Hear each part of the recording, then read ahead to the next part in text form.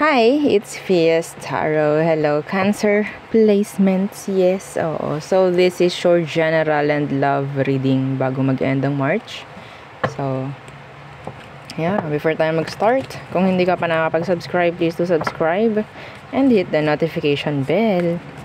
Yeah, para lagi po tayo maging updated sa mga mangyayari pa lang. And syempre, kung may tanong pagdating sa private reading, sa atin pong mga items, o yung ating protection sa mga evil eye, o diba? Protection from evil eye na ibinabato, yung ating love bracelet, yan.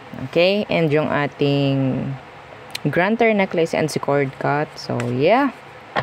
Message na lang po. Ha? Okay. So, Cancer placements. What's for you in general? In general, bago mag-end ang March. Let's see. Queen of Swords.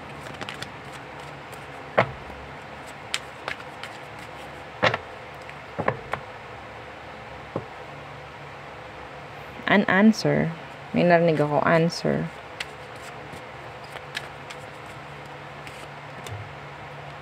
Five of Cups, Universe, yeah. Some of you, ikaw itong parang, sa tingin ko, makakuha na ng isang magandang rason para makamove on sa isang bagay na kailangan ng pag-move on talaga. Okay? Some of you, your health is getting better. Yes. Getting better. Schedule. Pagdating sa doctor, that's specific.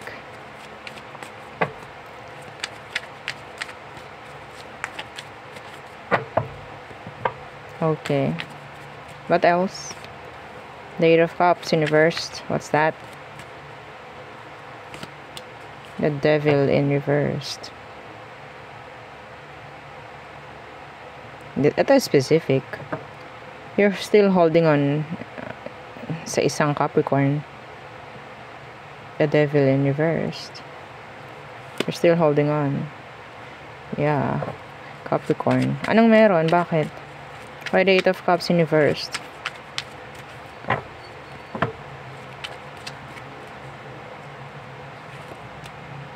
Ten of Pentacles. So maybe you see this person na siya na yung gusto mong makasama mo forever. Stability. Nakikita mo sa kanya. Long term. Oh, you're sad without this person. Anong kailangan mong malaman? Ang kailangan mong malaman dito?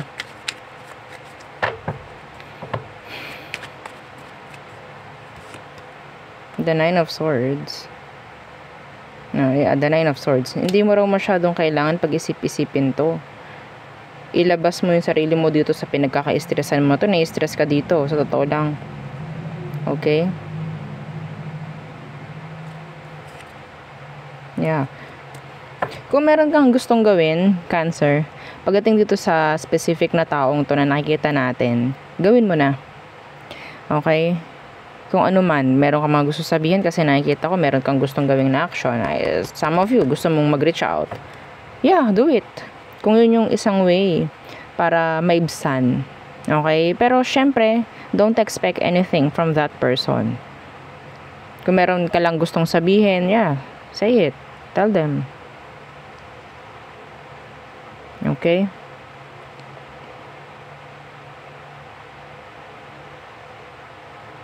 So, some of you, may chance na pwedeng meron kayong i-reach out bago magandang March. Some of you, you'll get a message from a past employer or company na pinasukan mo. And yeah, I don't know kung ikaw itong papasok ulit doon or magtatry ka muli. What else? Ace of Pentacles reversed. What's with that? Your money. There's this energy about pendings, delays. Yeah, the Seven of Pentacles reversed. Some of you, you'll end up, saving for the rainy days, maybe. Okay? You have to save, the Knight of Pentacles in reverse. This is, watch your spending, Cancer. So, I'm seeing some of you. Pwedeng may chance na mag-save ka ng pera, magbukas ng bank account like that, a new account maybe. The Hermit in reverse. To make sure, parang ganyan, para secured. I'm getting some of you na pwedeng mag-invest or kumuha ng mga, ang tawag doon?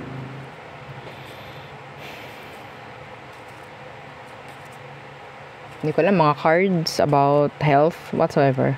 Mga ganyan. Okay? So, there. That's so specific. Anyway. So, yun ang aking nakikita for you, mga Cancerian. Okay, so tayo tumungo na sa love. Okay, when it comes to love, anong meron for you, Cancer? When it comes to love. Okay, ano bang meron sa mga Cancerian pagdating sa love? Two of Swords in reverse. The Five of Wands. Some of you, ikaw itong gagawa ng isang decision patungkol sa isang drama, problem, na pwedeng susolusyonan mo na or masusolusyonan. Okay? May masusolusyonan na drama when it comes to love bago magandang March. Knight of Cups. Eight of Wands in reverse. Somebody's in love. Somebody's liking you, wanting you. Pero they're not, expressive. Hindi nila ine-express. Hindi na sinasabi. Maybe sa ways or maybe sa actions mo makikita. Okay? Yeah. Maybe ikaw din, gusto mo din tong taong to, pero hindi mo sinasabi. What's with this, Eight of Wands in reverse? Bakit? The Three of Pentacles. Oh, some of you pwedeng may chance na nakakatrabaho mo or nakakasama mo sa isang environment or talagang hindi lang pwede kasi some of you, alam mo itong taong to is already in a connection. Or sabihin nating hindi lang talaga nakikisang-ayon ang sitwasyon sa inyo sa ngayon. Okay? Yeah, but this person, you like them or maybe they like you back. Okay? Yeah, the Nine of Cups. Oh, pwedeng mauwi to sa miss opportunity or what? Okay? Yes. Hindi kasi nagkakaunawaan or hindi nasasabi yung mga dapat sabihin. Mga ganyang bagay. So, ang nangyayari, this is like an energy of mind games, head games. Okay? So, what else for Cancer when it comes to love? The World. What's that? Some of you, nakita ko ng pwedeng connection through online. Okay? Through online. The Two of Cups in reverse, yeah. The Magician, kung makikita nyo, para siyang nasa laptop. Okay? A connection online. Some of you, ikaw itong magiging open sa dating apps, like that. The Sun, yun nga lang, medyo hindi mo makikita kung ano bang meron talaga dun sa person. Hindi sila like totally open or transparent or vulnerable sa kung ano man, mga ganyan. So, I think, wag masyadong ma-attach. Okay? Wag masyadong ma-attach. The Two of Cups in reverse. Yeah, again, the Magician. Knight of Cups, hanggat maaari, yung love, yung cups, talikuran nyo muna. Kung gusto nyo na parang connection lang talaga, communication, set aside nyo muna yung yung love, no? Set aside nyo muna yung emosyon nyo. Okay, mahirap na. Okay po, kasi yun nga, sabi ko kanina, kung sino man tong pwedeng makakonect ninyo sa online, hindi mo naman alam kung anong meron. Okay? Yeah, the Hierophant. Baka mamaya, you're looking for somebody na pwedeng, gusto mo na talaga no, na magkaroon ng kakonect, like, seryoso. Etong isa, hindi ko naman nakikita ang ganun So, medyo red flag. Okay? So, it's up to you. Yeah. Okay? So, gabay yun. Ganun lamang. So, tayo tumungo na sa person on your mind.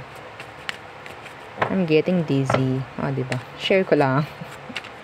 Cancer, what's for you? Ano bang meron? The person on your mind. Let's see. The person on Cancer's mind. Cancerian's mind.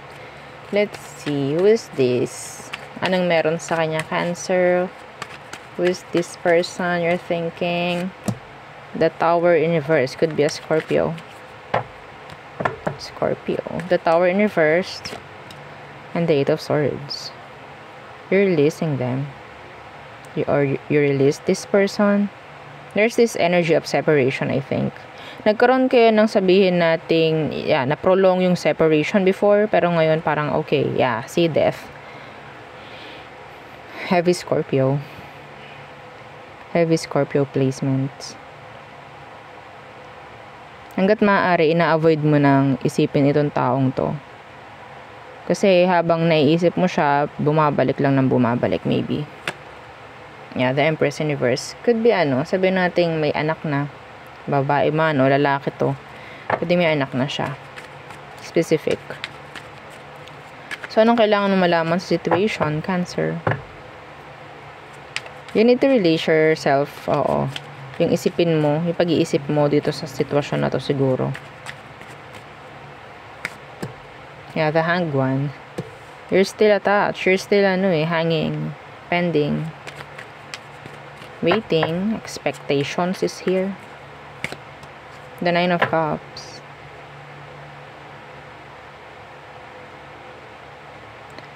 You have to make, sabihin natin, unahin mo yung healing. Okay, lagi natin sinasabi yan. Unahin natin yung healing. Kasi sa situation ngayon, while you're waiting, some of you are still waiting for this person. Okay? Sa totoo lang, you're still waiting, expecting from them. Kung ano man. While you're expecting, while you're waiting, focus on yourself. Ayun ang kailangan mo gawin. Strength in reverse. Kasi habang ikaw is hintay lang ng hintay, yung utak mo nandyan lang nakastuck. The energy, the frequency na meron ka is na-stuck rin. Okay? So, while you're waiting, maybe mas maganda you're focusing on, sabihin natin sa mas magandang bagay. Okay? Divert mo yung mga, sabihin nating energy na ginagamit mo kakahintay dito sa ibang bagay. No? So, the Four of Pentacles are still holding back. I think itong taong to mahalaga sa'yo. Diba? Ang daming mahalaga. Yes. Hindi naman kasi magiging ganito kung hindi You're the wish fulfillment or maybe vice versa. They're your wish fulfillment? Are they? May chance. Still holding on to this person. Still.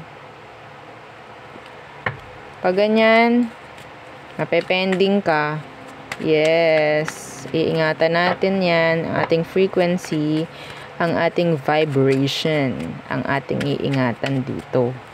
Kasi damay-damay yan lahat.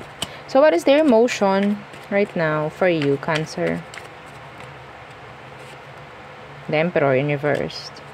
See, some of you, this is a strong connection. That is why. Some of you, this is karmic. Okay? So, the Emperor in reverse as their feelings, emotions. Some of them, they're not ready to take charge, to commit, maybe. The Hermit. They're like isolating themselves from you. The Lovers is in the reverse. Ina-isolate niya yung sarili niya from you. Inilalayo niya yung sarili niya sa'yo. Marami siyang inaaral, sa totoo lang. Sitwasyon, kung bakit nagkakaganito, whatsoever. Marami siyang inaaral, marami siyang gustong matutunan. The failures na nangyari, hindi lang yun failure for them. It's like a lesson. Ginagawa lang ganyan. Yeah, the Nine of Swords in reverse. The world. This is acceptance. Kung anong nangyari, kung anong meron sa ngayon, they're like accepting it. Yes. So, kung hindi pwede, kung hindi okay, so be it. Parang ganyan yung nakikita ko dito sa tao. Parang hindi niya para i-force everything. Kung anong gusto. Parang ganun eh. Hindi niya to i-force. Hindi niya to pipilitin. So, what is your next action towards you? Some of them, they're just stalking you. They're just stalking you. They're quiet.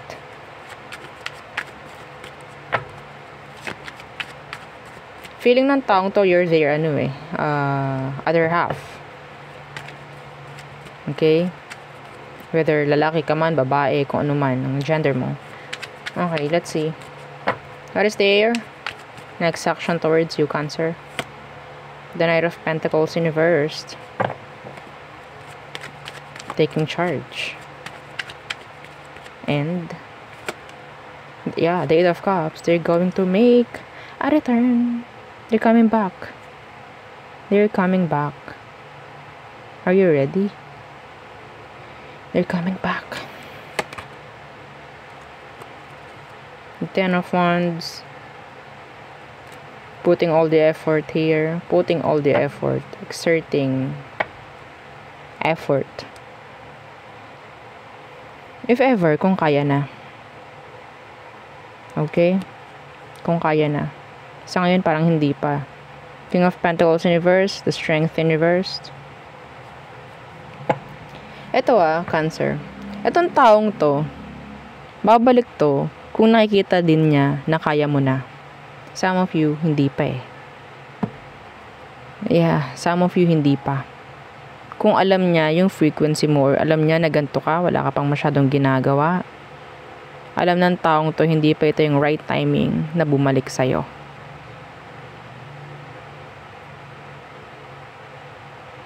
Okay? They want you to grow. They want you to improve. Nagkaroon na kayo ng madaming on and off ng taong to actually. Tinitingnan ng taong to kung pwede na talaga ikaw balikan or what. Mag-settle. Let's see. What is your potential outcome? Potential outcome for you, Cancers. Six of Swords in reverse. The Magician in reverse. The Four of Swords. So, nandyan nga yung pagbabalik. Okay? Pero, andyan yung parang titingnan lang din kung anong meron. Yes. So, kung anong maratnan niya, madatnan niya sa'yo, yun na yun. Okay, madatnan ka niya, nice. The same ka pa rin. Nung naghiwalay kayo, walang mangyari. Okay? Strength. King of Pentacles. Gusto ng taong to, mayroon ng pagbabago talaga. Yes. Kasi sila, mayroon silang ginagawa, sa totoo lang. I don't know kung alam mo yun.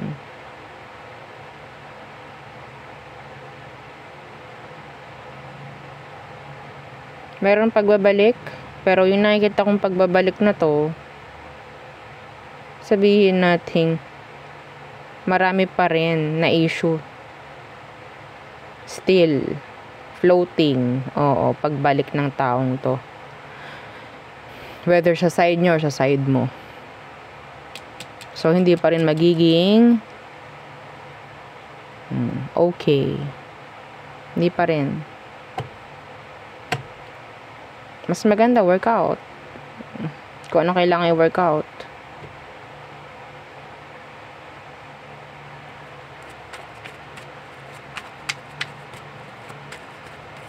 Nasasayang.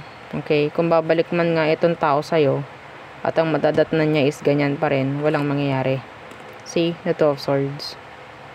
Again, the Empress. So, decision. It's decision. Titingnan niya Titingnan ng taong to kung ano na bang meron sa'yo. Yeah, so don't expect anything big when they make a return. Okay? When they come back. Huwag mo maasahan na may something na big. Kasi titingnan ka pa na yan. Titingnan ka pa. Okay, kung ready ka na ba? Kung okay ka na ba? Pwede na ba? Parang ganyan. Babalik to kasi sabihin natin babalik lang siya kung okay na rin naman na siya eh. Kung ready na siya. Okay? So, tayo muna sa all signs for you, Cancer. All signs. Aries through Pisces. Aries, time waster. Taurus, they're not stressing over this. Gemini, there's imbalance. Some of you, there's this injustice. Cancer, still stuck. Wala pa ring plano. Leo,